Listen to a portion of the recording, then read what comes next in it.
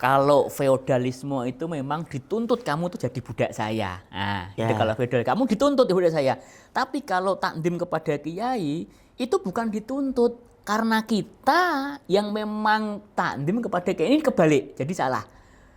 Iya, makanya penayangan Trans 7 kemarin kita juga menyayangkan ya, menyayangkan.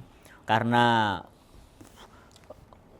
dengan tayangan itu kan kontradiktif dengan semangat santri.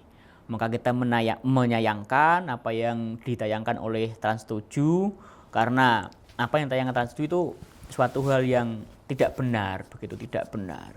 Maka tadi sampaikan contohkan Mas Gani tadi kasih ke pacar, wah ini seperti sebuah effort hadiah luar biasa. Padahal belum tentu di luar sana kadang pacarnya juga nerima dari orang lain gitu. Oke, kembali bersama saya, Gani, pembawa acara dalam acara Resah Kita Cerita Kita di Faktiva TV. Pada siang kali ini, saya tidak sendirian dan saya didatangi dengan tamu yang sangat luar biasa dan spesial, yakni Gus Dora atau Bapak Abdur yang dikenal dengan Gus Dora selaku Ketua Ansor NU Kota Semarang. Mungkin bisa menyapa kamera terlebih dahulu, Gus. Ya, terima kasih Mas Gani. Alhamdulillah saya diundang bisa berkesempatan untuk silaturahmi dan juga berbincang-bincang. Ini nggak tahu nih Mas Gani mau membicarakan apa ini. Pokoknya saya terima kasih sekali. Alhamdulillah bisa silaturahmi Mas Gani. Siap, Gus. Di tempat yang sangat istimewa ini. Oke, baik. Oke, ngomong-ngomong ini Gus Dora. Gus Dora ini kan Ketua Ansor NU Kota Semarang ya, Gus. Siap. Nah, Gus Dora bisa menceritakan sedikit apa itu Ansor dan terus bagaimana cara kinerja organisasinya dan berapa jumlah anggota Ansor. Karena setahu saya, Gus, Ansor itu merupakan salah satu organisasi pemuda terbanyak anggotanya di Kota Semarang. Betul nggak, Gus? Iya, alhamdulillah. Karena kita ini setiap bulan itu ada penerimaan yang alhamdulillah minat untuk menjadi ansor ataupun banser ini luar biasa. Luar biasa, teman-teman. Mungkin langsung Gus diceritakan. Nah, terima kasih. Jadi gerakan pemuda ansor itu memang dilatar belakangi berdirinya dulu itu karena sebuah keresahan dulu itu sebelum era kemerdekaan. Sebelum era kemerdekaan, tepatnya 1934, yang dulu dikenal dengan Pandu Juang, yang kemudian menjadi Gerakan Pemuda Ansor. Spiritnya sampai sekarang, maka kalau dulu spiritnya adalah bagaimana pemuda-pemuda ini bangkit untuk melawan penjajah dan juga untuk mengembangkan negara yang alhamdulillah tahun 1945 bahkan 1947 bahkan 1948 teman-teman Gerakan Pemuda Ansor itu terlibat aktif. Bahkan pada waktu dikeluarkannya resolusi jihad yaitu di bulan Oktober tanggal 21, teman-teman Gerakan Pemuda Ansor mereka berjuang untuk melawan penjajah yang mereka masuk kembali lewat Surabaya pada waktu itu. Nah, teman-teman Ansor berjuang, yang kemudian banyak yang masuk, ada yang masuk di PETA, kemudian setelah PETA masuk di TKR, Tentara Keamanan Rakyat zaman itu, bahkan kemudian banyak juga dari kalangan sahabat-sahabat Ansor, dari kalangan santri yang itu menjadi pemimpin-pemimpin satuan. Ya kalau sekarang itu ya mungkin kayak Kodim lah begitu, Kodim ataupun Kasdim lah gitu. Jadi kolonel ataupun brigjen seperti itu zaman itu. Bahkan saking setianya ini teman-teman dulu untuk mengawal negara kesatuan Republik Indonesia, pernah dulu itu Bung Hatta mengeluarkan kebijakan yang namanya RERA tahun 1948, yang mana ada sebuah revolusi di tubuh tentara zaman itu, sehingga yang tidak punya ijazah itu tidak bisa menjadi seorang perwira di tentara. Itu pun yang dari kalangan, karena tahu ya Mas Yani, dari teman-teman Ansor Banser ini bahkan sampai sekarang hampir sekitar 50% teman-teman ini dari santri. Oke, Gus. Dari santri. Bahkan ada yang sekolah formalnya itu hanya sampai SMP atau bahkan sampai SMA. Tapi di pondoknya, oh mereka sudah benar-benar selesai. Hatam ya. Sudah hatam, betul. Maka tahun 48 itu tetap masih setia di tentara, biarpun kena kebijakan Rera pada waktu itu. Sampai sekarang, kemudian tahun 65 pada waktu terjadi Gestafu, kemudian teman-teman Banser membantu RPKAD Yaman itu atau sekarang disebut dengan Kopassus, tetap kita membantu mempertahankan NKRI sampai sekarang. Bahkan sampai di kota Semarang. Alhamdulillah teman-teman Ansor Banser di kota Semarang memang anggota kita banyak sekali. Sehingga kita kadang mengklasifikasikan begini Mas Yani. Karena Ansor ini kan ada yang sudah tua, ada yang masih muda, karena tiap bulan itu ada pendidikan terus, sehingga nambah terus, sehingga kita kadang ada yang umurnya di teman-teman Ansor Banser itu yang sudah tua begitu, tapi masih aktif, maka kadang ini akan kita klasifikasikan. Misalkan penugasan, ya dia tidak penugasan di lapangan begitu. Sehingga kenapa dikatakan jumlahnya besar? Ya karena setiap bulan ada terus, numpuk terus, dan yang tua-tua ini karena saking cintanya dengan Ansor ataupun Banser, kadang nggak mau pensiun loh. Biasanya mereka, emang kita tentara ada pensiun, nggak ada pensiun. Bahkan Mas Gani mungkin kalau pernah lihat ada yang sudah tua sampai masih pakai Banser.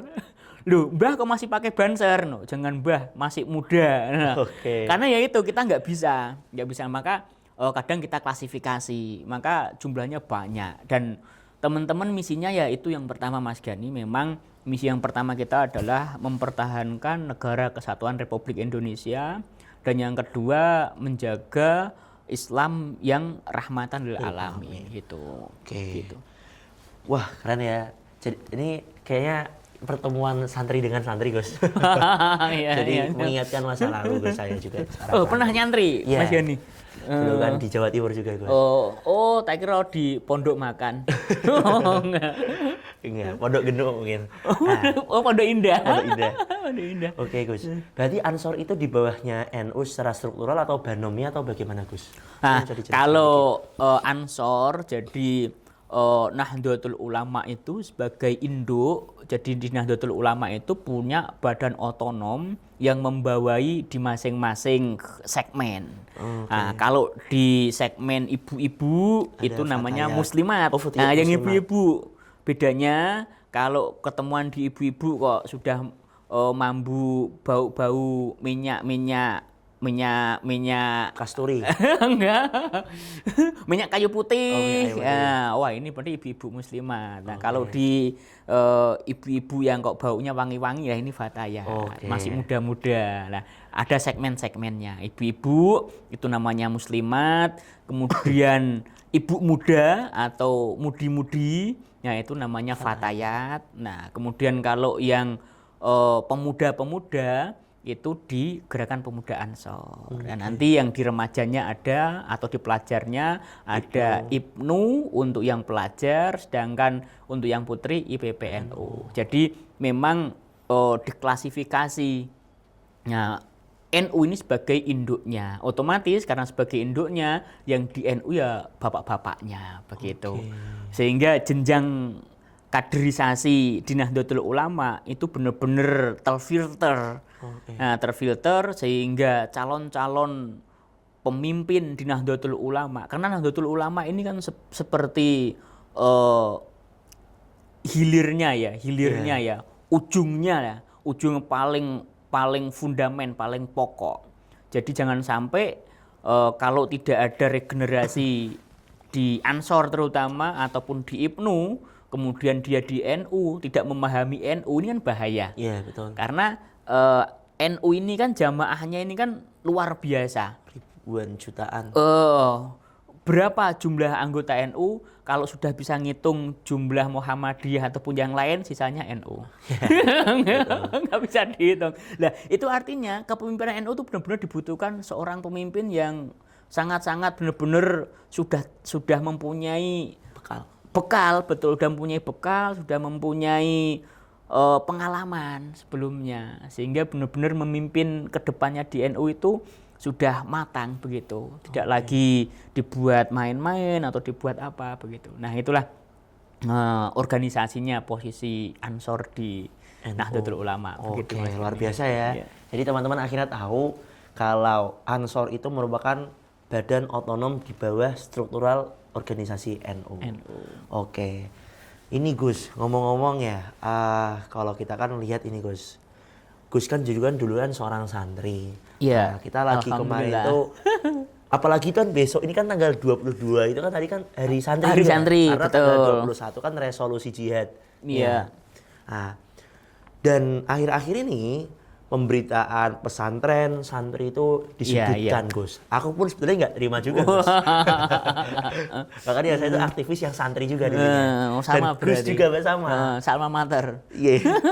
Nah, kalau Gus nih, menurut Gus nih terkait pandangan, yang pertama kita coba cross check sekitar 3 minggu yang lalu di pondok pesantren Al Khazini, yang dimana ambruk masjidnya dan menewaskan ada beberapa santri. Iya. Tapi dari sudut POV dari netizen yang maha benar ini Gus, itu menyalahkan pondoknya, dan memang ada jawaban yang kurang enak juga dari Pak Kiainya karena ini takdir Allah. Dan menurut Gus nih, kita kan sebagai santri kan emang sering yang namanya ro'an lah Gus, atau kerja bakti amal bareng lah, dan itu pun bagi saya itu sesuai dengan Pancasila gotong royong. Tapi kan bagi orang luar netizen yang maha benar ini tuh wah perbudakan lah dan lain-lain. Dan menurut Gus Dora gimana itu Gus?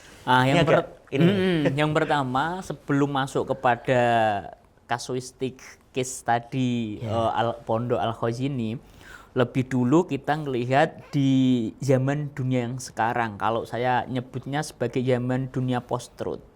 Nah, sekarang ini zaman yang mengalami perubahan ya, mengalami perubahan. Kalau dulu mungkin dulu itu media itu masih menggunakan media yang konservatif, klasik. Orang pengen ngerti harus ada di mading, ada di poster tempelkan, pengumuman woro-woro, itu era-era dulu. Mulai berkembang dari situ, kemudian mulai masuk ada dunia handphone. Televisi dulu, sebelum handphone televisi. Televisi dulu masih hitam putih, kemudian berkembang ada televisi warna, kemudian ada handphone, begitu. Setelah handphone kemudian ada internet dan masifnya internet. Kemudian masifnya juga dunia Android. Nah, dari situ kemudian dikembangkan, masuklah ke pemberitaan yang bukan hanya berita koran saja. Bukan hanya koran saja, bukan hanya TV saja, tapi sudah masuk kepada dunia media sosial seperti sekarang ini. Nah, di era yang sekarang, di era dunia media sosial ini, maka harusnya warga negara, warga masyarakat itu cara berpikirnya harus disesuaikan, harus diimbangi begitu. Sesuaikan bagaimana? Sesuaikan bahwa kalau kita ini sudah masuk ke dunia media sosial, artinya itu menjadi sebuah pertarungan. Siapapun bisa masuk ke sana tanpa ada filter, mau ngomong apapun bisa begitu. Artinya kalau sudah ngerti bahwa dunia medsos itu adalah dunia belantara yang tidak terkendali, maka masyarakat mindsetnya harus dirubah. Artinya kalau dulu pengumuman televisi, surat kabar itu selalu menjadikan rujukan, oh di sana ada kabar ini ya, benar ya, ini benar ya. Nah, ini kalau medsos belum bisa, belum tentu. Nah, ini yang teman-teman di masyarakat harus dipahami begitu. Ini yang bahaya kalau kita nggak memahami di situ, sehingga komen-komen padahal itu bisa pakai robot. Misalkan orang tertentu nih karena punya kepentingan. Iya, betul. Dia ngerain buzzer di situ untuk menggiring sebuah opini, tapi masyarakat belum siap memahami dunia medsos, kan kegiring ini. Iya. Nah, maka sebelum masuk ke studi kasus itu, masyarakat harus paham dulu bahwa dunia medsos itu tidak bisa menjadikan sebuah rujukan. Betul. Kalau pengen rujukan, maka ya di media resmi, entah itu cetak ataupun online. Yang itu memang mereka itu secara terstruktur, ada pertanggungjawabnya, dan ada etikanya, ada dewan etiknya. Kalau medsos ini enggak, maka ini perlu dipahami dulu. Maka kemudian pada waktu terjadinya kasus di Ponpes Al-Khozini Suburan Sidoarjo, menuai banyak komen-komen yang negatif, positif dan juga negatif di media sosial, maka kita harus cermat. Cara cermatnya bagaimana? Cara cermatnya adalah harus ngerti kondisi real di lapangan di pondok pesantren itu. Itu yang pertama. Kondisi realnya bagaimana? Begitu. Yang pertama misalkan masalah bangunan gedung misalkan. Nah, bangunan gedung ini dulu itu proses pembuatannya bagaimana? Kalau kemudian mau disalahkan secara pembuatan gedungnya, kalau memang itu yang membuatkan pemerintah misalkan, ya bisa diaudit karena yang membuatkan pemerintah. Ada kesalahan di kontraktornya, atau mungkin ada kesalahan di konsultan perencananya misalkan, ataupun di pengawasnya misalkan. Nah, tapi kalau ini ternyata kok dulu buatnya itu adalah dari swadaya, yang kemudian terjadinya jatuh korban, maka ini justru menjadi introspeksi. Artinya karena sumbangsih pondok pesantren, lihat outputnya, lihat output santrinya, sumbangsih pesantren kepada negara ini luar biasa. Betul, Gus. Kenapa? Karena kalau kita berbicara persoalan negara ke depan dan melihat negara yang di belakang dulu, untuk memelihara ekosistem ketentraman sebuah negara, ini dibutuhkan dua hal. Yang pertama adalah pemahaman keagamaan yang benar, ini di pesantren. Dan yang kedua adalah patriotisme ataupun rasa nasionalisme seseorang. Dan ini dibangun di dunia pesantren. Artinya pondok pesantren yang tanpa dibiayai oleh negara, tanpa dikasih bos oleh negara, mereka mengeluarkan santri-santri yang luar biasa yang berkontribusi terhadap negara. Artinya kalau kemudian terjadi kasus seperti itu, maka wajar kalau kemudian pemerintah itu kemudian karena ada output yang jelas ya, maka pemerintah hadir di sana membantu bagaimana yang tadinya ini roboh, santri-santri yang tidak punya tempat tinggal dibangunkan kembali. Jadi antara output untuk negara sama kontribusi negara terhadap fasilitas ini balance seimbang. Nah, kemudian terkait komentarnya Pak Yai, jadi kita juga tidak bisa sepotong-sepotong ya, apalagi kita juga melihatnya beliau hanya dari medsos. Coba kita ngerti secara langsung. Kadang saya seperti ini. Coba misalkan saya belum kenal sama Mas Gani nih, hanya ngerti dari potongan-potongan video, apalagi yang viral nih Mas Gani kemarin misalkan nih, yang viral ini. Pasti ngelihatnya, aduh, apalagi face-nya Mas Gani ini orangnya serem ini. Wah, ini orang kok nakutin banget nih. Wah, ini orang kok. Nah, ini kenapa? Karena tidak kenal langsung secara emosional, gak ngerti, dan ngelihatnya cuma sepotong-sepotong, sehingga kalau hanya tafsiran dari medsos, maka kita hanya menjustifikasi, orang itu seperti itu. Tapi nggak ngerti secara langsung. Coba kalau ngerti secara langsung, mungkin juga itu nggak dipotong ya, seperti itu. Artinya saya yakin bahwa Pak Yai pun juga memikirkan begitu.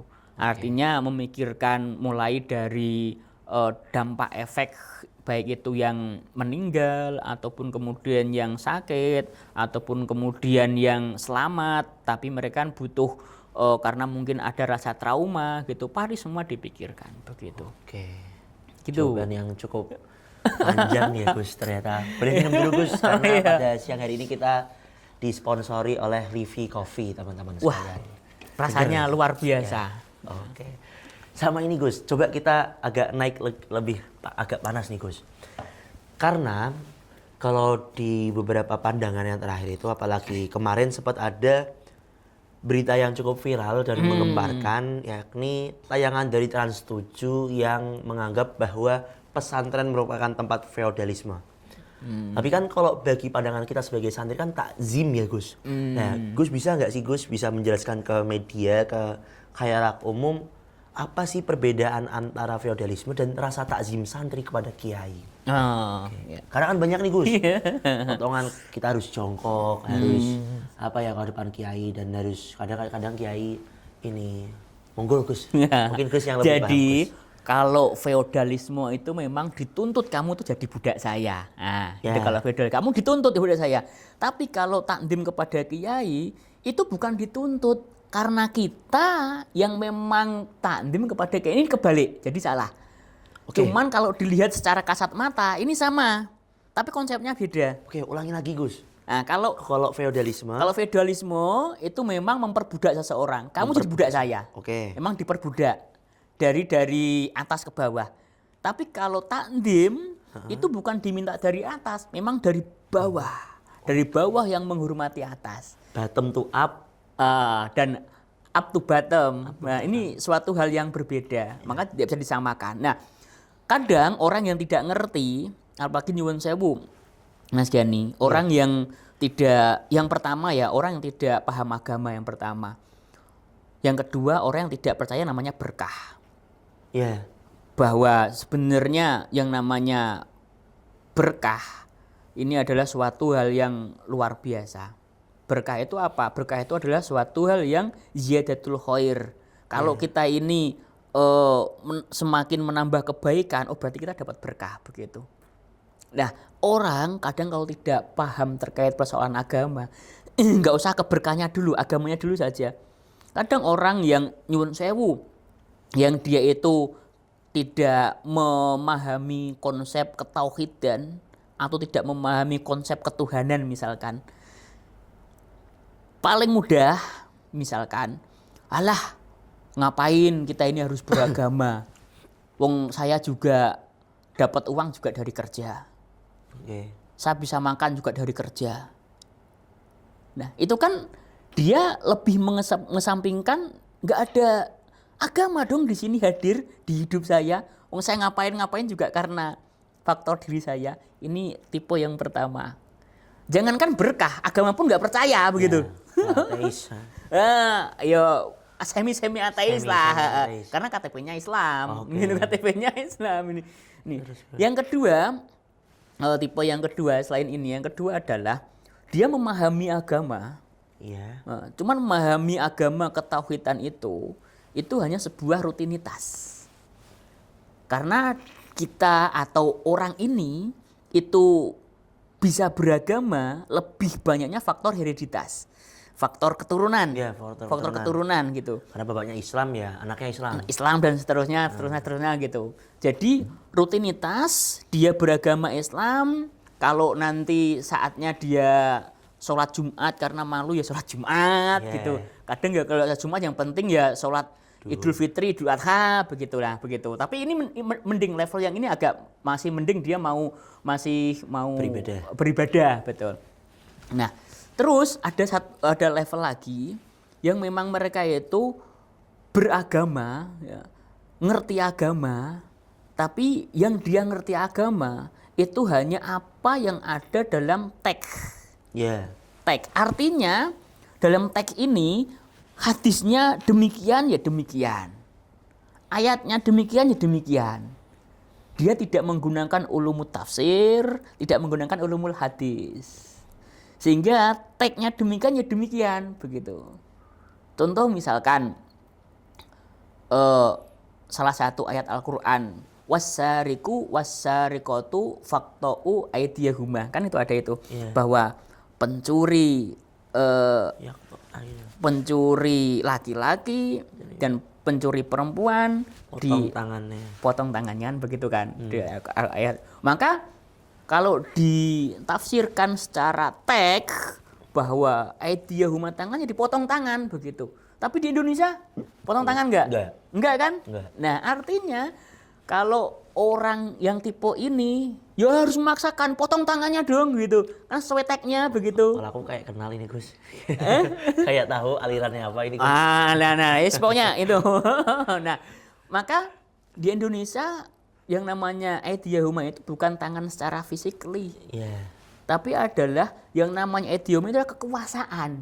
Kekuasaan. Maka kekuasaan dia di penjara pun dia nggak bisa apa-apa di penjara kan, begitu kan? Betul. Nah, artinya tipe orang ini itu memahami agama hanya dengan Konteks. teksnya saja. Dah, kemudian ada lagi yang berikutnya orang yang memahami agama memang benar-benar dia memahami yang namanya hadis Al-Qur'an itu menggunakan ulumul Qur'an, menggunakan ulumul hadis, ada nasah mansukh, ada yang namanya makna hakiki, ada makna majazi dan lain sebagainya.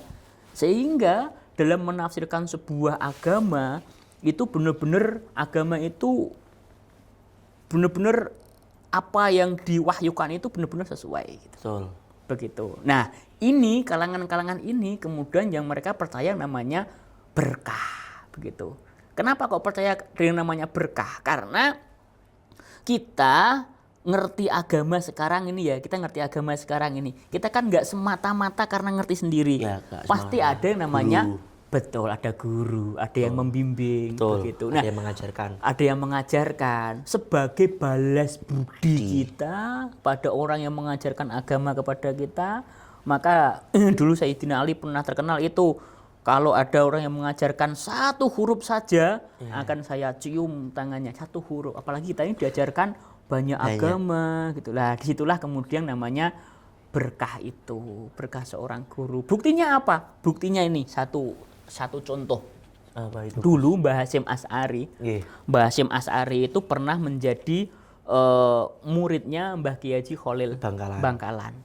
Nah, pernah Mbah Hasyim Asy'ari ini justru dulu jarang diajar ngaji, akan tetapi pernah suatu ketika dimintain tolong karena cincinnya Bunyai ini jatuh dulu di sapi tank. Kalau zaman dulu itu kan sapi tanknya zaman dulu itu kan nggak kayak sekarang gitu. Dulu kan paling kayak sapi tank, kemudian atasnya dikasih lubangan. Begitu kan. Nah ini jatuh.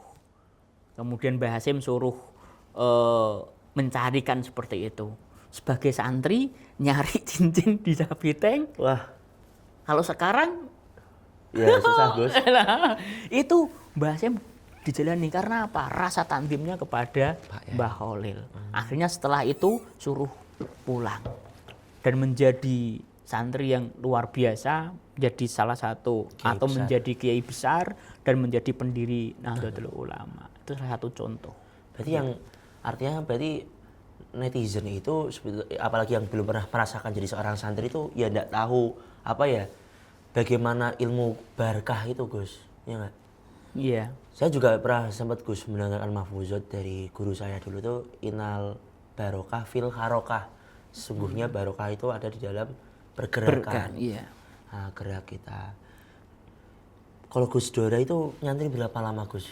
Saya itu sekitar 9 tahun. 9 Dulu saya lama nyantrinya itu di Mbah Yai Haris Sodakoh, Mbah Bet Sodakoh di Semarang. Di Pondok Al Itqon Bugen. Saya paling lama di sana. Loh dulu saya itu malah di pondok itu sepanjang hidup saya itu saya ngabdi di dalamnya Mbah Yai Haris. Oh. Sepanjang saya mondok, saya ngabdi di dalamnya beliau.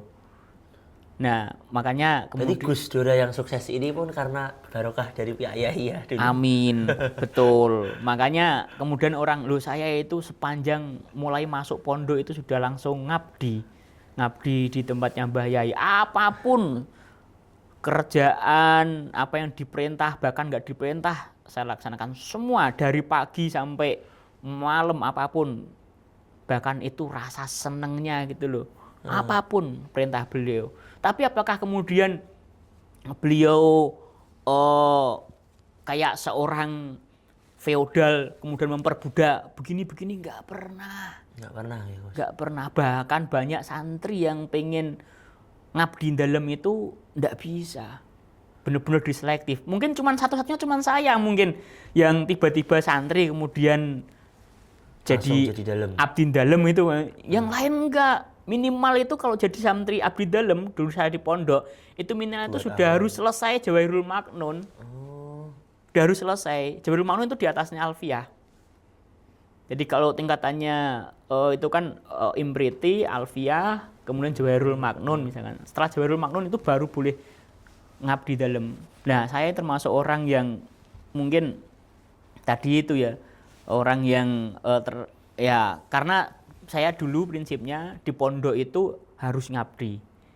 Karena saya mempercayai itu dengan ngabdi, dengan berkahnya Mbah Yai, insya Allah hidupnya ke depan akan jadi berkah. Carlo yang belum tentu memberikan feedback dan juga belum tentu jadi pasangan hidup dijadiin effort. Nah, ini kan apa ya kayak kayak manipulatif ya Gus menurut. Iya, makanya penayangan Trans 7 kemarin kita juga menyayangkan karena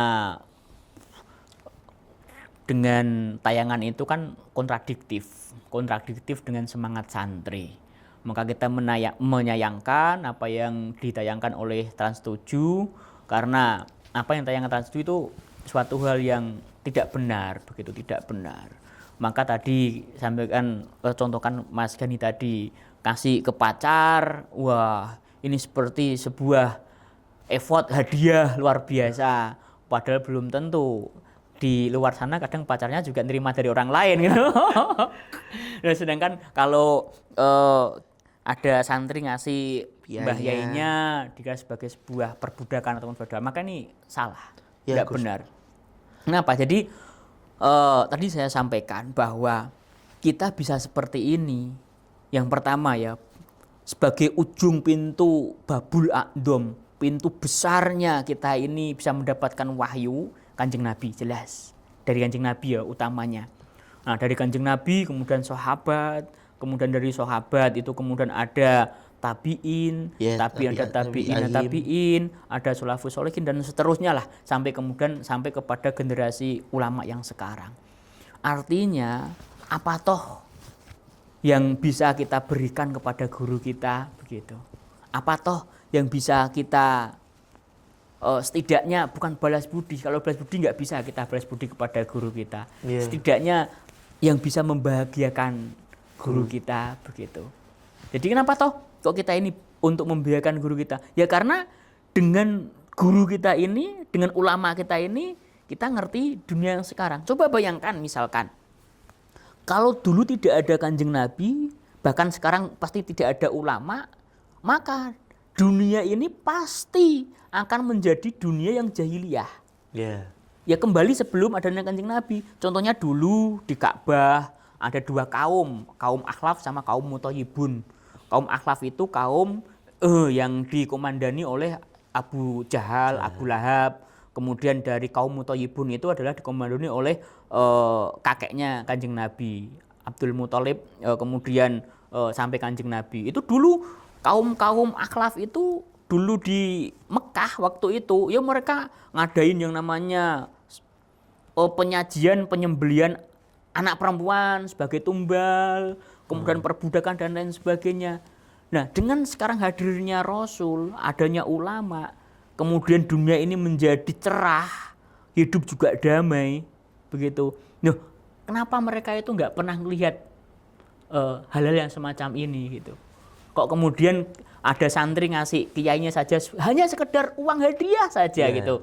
Itu dikatakan sebagai perbudakan. Maka ini suatu pandangan paradigma yang salah. Padahal mereka itu sekolah pun bayar UKT, bayar SPP aja itu malah nggak perbudakan bagi mereka. Aneh ya, Gus. Nah ini Mas Yani. Makanya di pondok Mas Yani, di pondok itu nggak ada yang namanya bayar SPP, itu nggak ada. Di pondok itu yang ada itu hanya bayar listrik sama air. Guru-gurunya nggak digaji. Nggak digaji karena gurunya adalah kakak-kakak kelas kita yang sudah selesai itu. Ada ngabdinya. Ngabdi. Lah ini benar, kemudian nyuwun sewu ini, saya mohon maaf pada pejabat negara ini. Yang kemudian negara nyuwun sewu.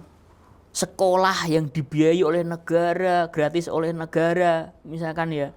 Coba lihat outputnya dari santri yang dikeluarkan dari pondok, kemudian sama yang murni yang dia tidak dari pondok kemudian dia sekolah kemudian keluar dari produk sekolahan. Bisa kita hitung lebih bagus mana output produknya. Insya Gitu. Allah santri, Gus. Nah, artinya penayangan Trans 7 itu salah begitu.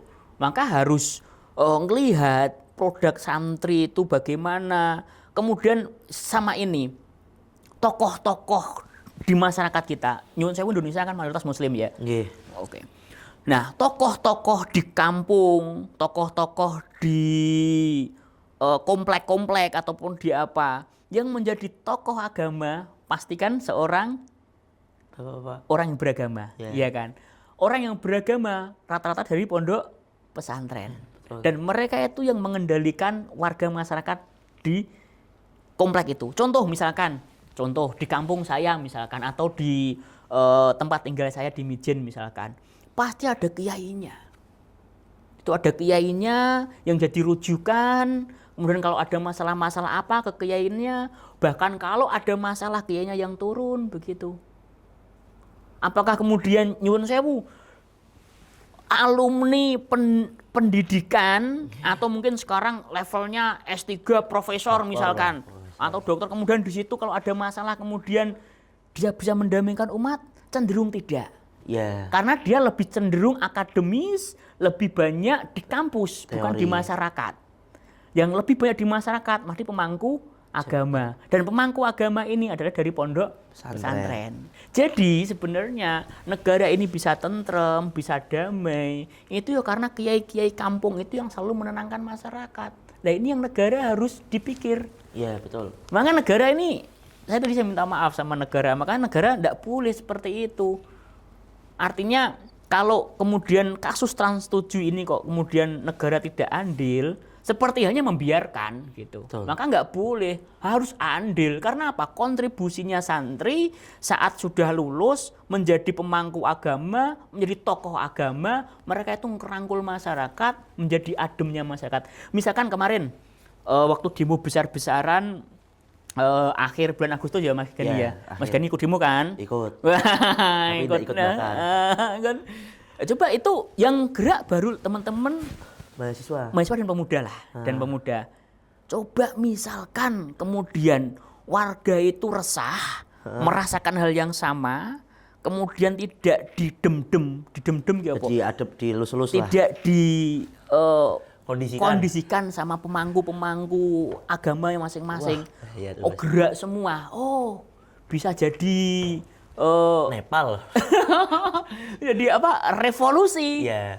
Nah makanya karena itu tokoh-tokoh agama, pemangku-pemangku agama yang mereka itu ngedem-ngedem, ngeyem-ngeyem warga, masyarakat gitu. Ya rata-rata tokoh-tokoh ini dari pondok pesantren. Maka saya berharap terkait kasus Trans 7 ini yang membuat tayangan seperti itu negara harus hadir. Iya. Harus hadir. Jangan sampai ini kiai-kiai kampung kemudian pada marah. Wah, Masyarakat dilepas.